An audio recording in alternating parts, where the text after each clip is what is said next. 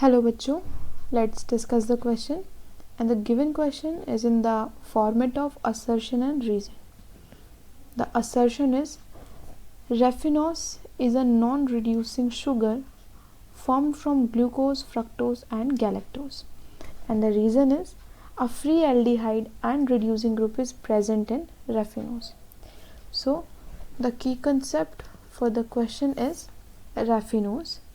Okay, we have to study about raffinose कि raffinose सबसे पहले तो यही जानना है कि रैफिनोज आपका रिड्यूसिंग शुगर है कि नॉन रिड्यूसिंग शुगर है। अब रैफिनोज आपका शुगर होता है जिसके अंदर क्या क्या प्रेजेंट होता है, आपका ग्लूकोज, फ्रक्टोज एंड गैलेक्टोज। तीनों ही शुगर्स आपकी 6 कार्बन शुगर होती है। इन तीनों के ही मिलने से रैफिनोज फॉर्म होता है। अब रैफिनोज फॉर्म हो गया, that's okay, but now what is the reason that any sugar is considered as a reducing sugar or any sugar is considered as non reducing sugar. तो इसके लिए जो कंडीशन होनी चाहिए ना, द कंडीशन मस्ट बी कि आपके पास में, हमें पता है कि शुगर्स आपकी कैसी होती है, शुगर्स दो टाइप की होती है, या तो उसके पास में एल्डिहाइड ग्रुप प्रेजेंट होगा, ओके, इसके पास में एल्डिहाइड ग्रुप होगा, या फिर इसके पास में कीटोसिस ग्रुप होगा, ओके, या फिर आप बोल सकते हैं कि कीटोन ग्रुप होगा, ओके, या तो इसके पास में एल्डिहाइड ग्रुप होगा या फिर इसके पास में कीटोन ग्रुप होगा।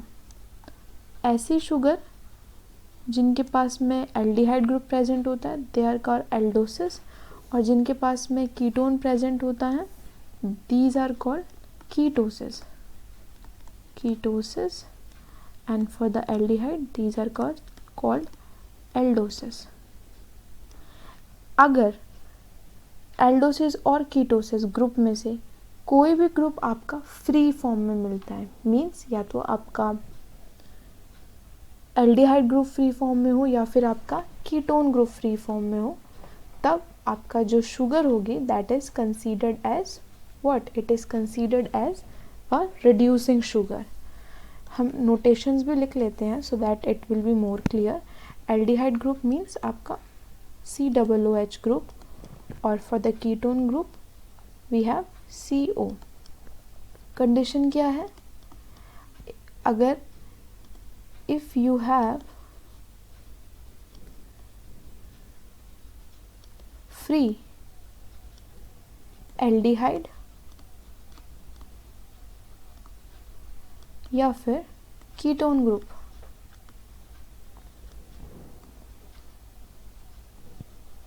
तो शुगर कैसी होगी, वो होगी reducing sugar, okay, then the sugar will be considered as reducing sugar, okay। और अगर ऐसा नहीं है कि आपके पास में फ्री नहीं है कोई भी ग्रुप, then आपकी जो शुगर होगी that will be non reducing sugar। so what is specifically for raffinose? so for raffinose हम इसका एक स्ट्रक्चर बना के देख लेते हैं सिंपल सा, so that आपको क्लियर हो सके। तो सबसे पहले हम लोग गैलेक्टोज बनाएंगे। For galactose we have a structure like this, okay, हम इधर बना लेते हैं so that इधर easily आपको क्लियर हो सके। okay, स्ट्रक्चर के लिए for raffinose, क्योंकि आपकी सारी स्ट्रक्चर कैसी है, आपकी एक दूसरे के कोई आइसोमर है, कोई एपिमर है, ठीक है, glucose, galactose and fructose, okay, तो सारी ही आपकी हेक्सोस शुगर है। We will make a simple diagram ताकि ये पता लग सके कि आपके पास में कोई ऐसा फ्री ग्रुप प्रेजेंट है या नहीं प्रेजेंट है, okay.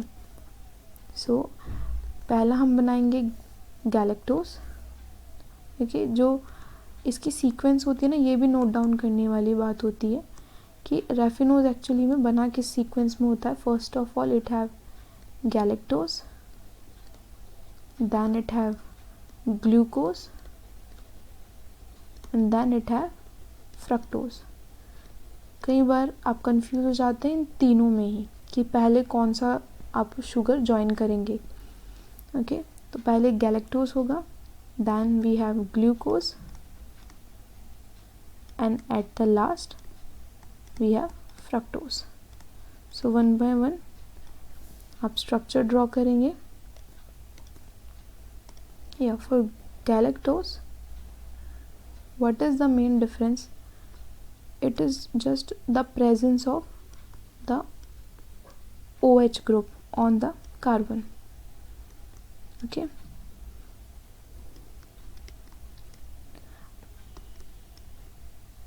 we have H here and OH at this side. This is oxygen. We have H here and CH2 OH here.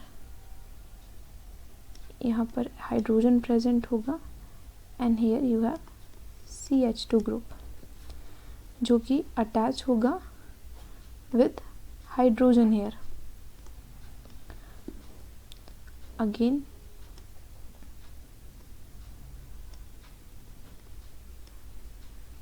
OH group here, then OH group inside, H outside, we have hydrogen inside, OH outside, then a bond is formed here. Okay, this is alpha 1,4 linkage. Basically we have fructose, but the structure of fructose is quite different, okay, from the rest of these. We have the structure of fructose here. okay, अब यहाँ पर क्या बनेगा आपका HOCH2 group. Here we have H group, here we have OH group. At the end this is OH group and the next one is hydrogen, and at this place we have hydrogen and CH2. This is CH2 OH group. So we should just consider that कि कोई group आपका free है या नहीं. अब galactose है, पहला group आपका इस साइड पे प्रेजेंट होगा और दूसरा जो ग्रुप होगा ग्लूकोज के अंदर that is present at this side, and for fructose आपका ग्रुप प्रेजेंट होगा इधर की साइड पे. तो तीनों ही जो ग्रुप है वो तीनों ही ग्रुप आपके इन्वॉल्व हो रहे हैं बॉन्ड फॉर्मेशन में. इट मीन्स कि कोई भी ग्रुप आपका फ्री नहीं है, means there is no free group in raffinose. Okay, from this diagram we concluded that there is no free group. okay, no free group, that means कि आपका जो रैफिनोज है, okay, there is no free group. it means जो आपका raffinose है that is a sugar which is non reducing. okay, that is non reducing because there is no free group present here. There is no group to be free. और group कौन कौन कौन से आपके group होंगे? आपके carboxylic group that is COH, और you can call is at aldehyde, और आपके ketone group that is CO. Okay, कोई फ्री नहीं होंगे. That means raffinose